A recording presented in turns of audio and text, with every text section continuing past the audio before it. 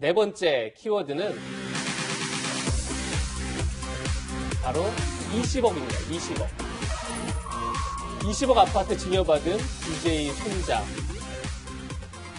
먼저 김대중 전 대통령 셋째 아들 김홍걸 의원 얘기부터 들어보시죠.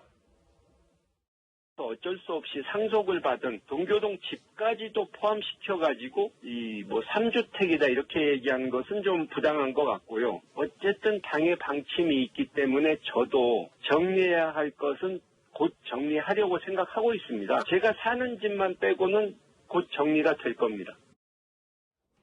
네, 어제 국회의원, 고위공직자 200여 명의 재산이 공개됐는데 민주당 김홍걸 의원이 내로남불 논란의 중심에 섰습니다.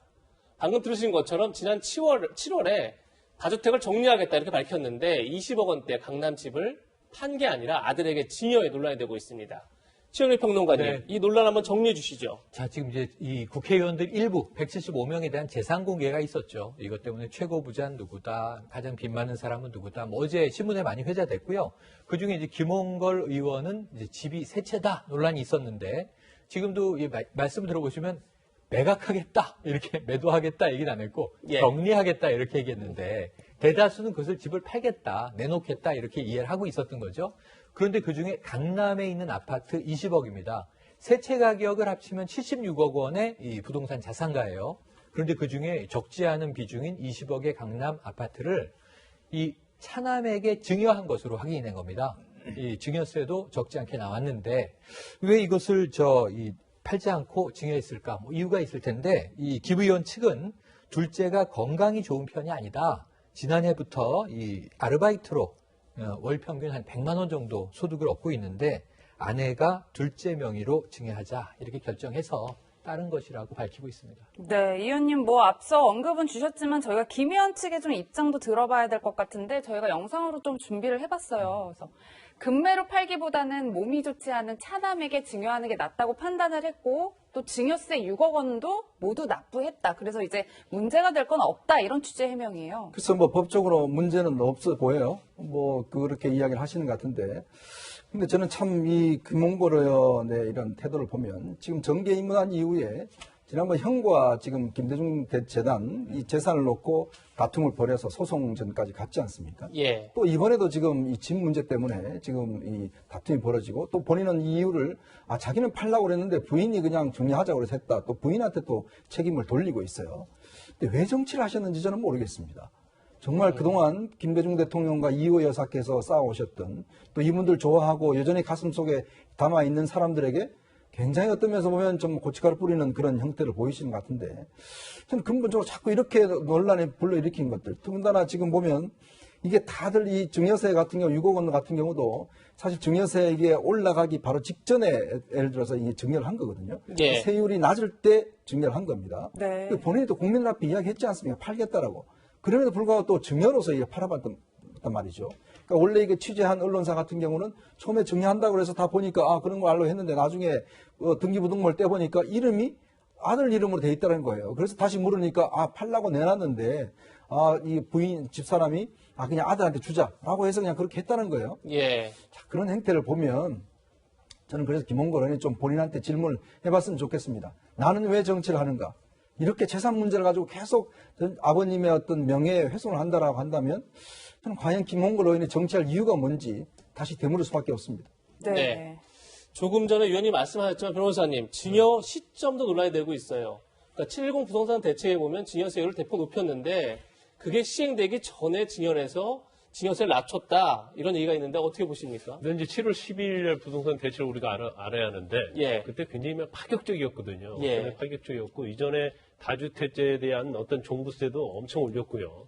그다음에 그러다 보니까 다주택자들이 그 이전부터 계속 가지고 있는 주택을 팔면 세금을 워낙 많이 내야 하니까 오히려 세금을 내느니 자녀에게 증여하겠다고 해서 증여가 굉장히 많이 일어났어요. 그런데 7월 10일 날 부동산 대책에서는 입법을 통해서 향후에 다주택자가 조정지역에서 주택을 증여하게 되면 원래 증여세 한 3.5% 되거든요. 근데 12%로 대폭 올렸단 말이에요. 그러니까 거의 3, 4배 이상 올렸지 않습니까?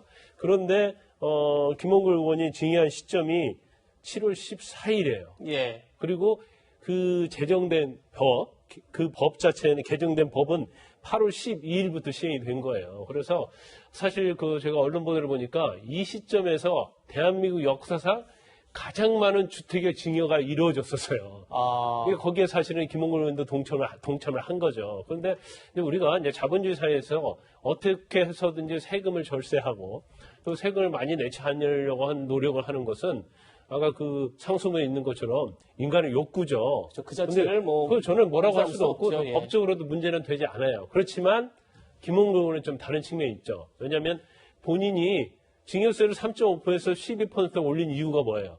증여를 막겠다는 거 아니에요? 증여를 막아서 이게 시장에 매물로 나오게 해서 부동산을 잡겠다는 취지인데 정부 그 취지가요? 법의 예. 발의에 동의하고 또 통과하는데 본인이 일조를 했는데 예. 네. 어떻게 보면 일반 시민들이 하는 것처럼 본인 자체는 이율 배반적인 행동을 한 거죠. 그래서 이게 좀 논란이 좀 많이 되고 있다고 봅니다. 예. 네, 이 의원님뿐만 아니라 아들에게 이렇게 증여를 한 것뿐만 아니라 그 이후에 전세금 인상된 것도 굉장히 구설에 오르는데 좀 살펴보시면 이제 기존 세입자가 있을 거 아니에요? 이분이 나가면서 지난 12일에 새 세입자가 들어와요. 근데 무려 4억 원이나 전세금을 올려서 받았어요. 일단 김 의원 측은 시세대로 받은 거라 문제될 건 없다라는 입장인데 일단 김 의원이 주장하는 법 취지와는 좀 상충된다 이런 지적들이 있어요. 이것도 법적으로 문제는 없습니다. 예. 본인도 주장하지만. 자, 그런데 지금 우리가 전세 지금 2+2 임대차 계약, 임대차 3법을 통과시켰지 않습니까? 그걸 왜 통과시켰습니까? 결국 임차인의 어떤 권리를 보장해주기 위해서. 그래서 2년 살면 특별한 게 없으면 2년을 더 살게 하고, 그다음에 5% 안으로 이제 이 인상률을 조정하겠다는 거 아니겠어요? 그렇죠. 그 입법 취지 때문에 여당이 추진해 왔지 않습니까? 그것 때문에 임대인들이 얼마나 또 많은 반발을 했습니까? 자, 근데 정작 본인은 보니까 지금 살고 있던 전세 나가게 한 다음에 4억이나 높게 했어요. 그러면 물론 그 사람한테 4억을 더 받은 건 아닙니다. 새로운 입주자한테 4억을 더 받은 것인데 그렇죠. 물론 본인 입장에서는 내가 시세대로 받았다. 맞습니다. 시세대로 받은 겁니다. 그게 인간의 욕망이에요. 시장의 흐름입니다. 자, 근데 본인은 지금 임대차 3법을 통과하는데 찬성표를 던진 겁니다. 네. 자, 그렇기 때문에 우리가 이해 충돌이라는 면이 있잖아요. 그래서 예. 우리가 국회의원을 왜 하겠습니까? 국가에서 많은 돈을 주면서 국회의원을 또 국민의 대표를 왜 하겠습니까? 국민을 위해서 일해달라고 하는 거 아니겠어요? 근데 김홍걸 의원이 지금 하는 행태를 보면 정말 부동산 투자를 잘하는 사람의 움직임을 여전히 보인 거 아니겠습니까? 그러면 부동산 투자를 하세요. 국회의원 하지 마시고. 근데 그렇게 어떤 면에서 보면 이렇게 자꾸 하는 게 정말 아버지가 그동안 해왔던 여러 가지 민주화에 대한 업적들, 과연 거기에 걸맞는 것인지 또다시 한번 더 묻겠습니다. 네. 예. 지금 놀라야 되는 게 여권에서 증여를 못하게 하니까 증여보다는 이제 주택을 내놓도록 증여세를 대폭 올렸는데 본인은 그 법이 시행되기 전에 증여를 하고 그리고 또 본인 전세값 크게 올린 다음에 전월세 제한법을 또 발의하고 이제 이런 것들이 논란이 되고 있는 것 같습니다. 그렇죠.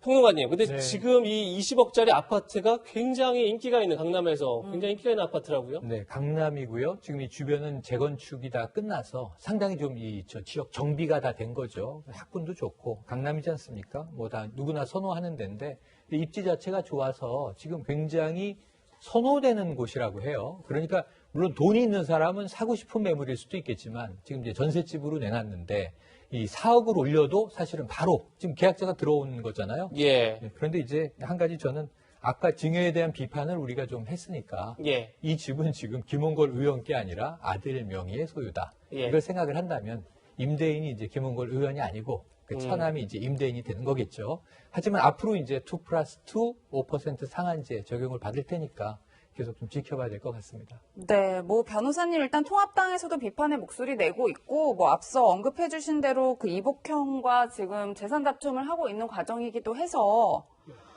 일부 민주당 의원들은 좀 처신을 잘해야 하는데 여러모로 아쉽다, 이런 취지의 반응들도 나오고 있어요. 많은 민주당 의원들이 그렇게 생각하는 것 같아요. 그리고 이제 본인이 지금 이번에 어떤 부동산 관련된 거 말고도 지금 그 김홍업 씨하고 지금 노벨 평화상 상금하고 그다음에 동교동 사지와 관련해서 이제 법적 다툼이 있잖아요. 그런데 사실 아버지이신 선친이신 김대중 대통령은 우리 대한민국의 어떤 민주화 업적에 있어서도 가장 상징성 있는 인물이고 또 대통령 재임 때도 굉장히 많은 업적을 남겼어요. 그래서 이제까지 재임한 대통령 중에서 제가 볼 때는 뭐 상당히 그냥 존경받는 대통령 중에 하나가 아닌가 그런 생각을 하는데 좀 이렇게 선친의 어떤 정신이랄지 자기가 선친의 아들로서 어떤 상징성 이런 걸 좀 본인이 좀 인식을 했으면 좋겠다는 생각이 들어요. 물론 돈이 중요하죠. 그렇지만 본인의 어떤 위치랄지 누구의 자녀냐 그 부분에 대해서 인식을 한다고 한다면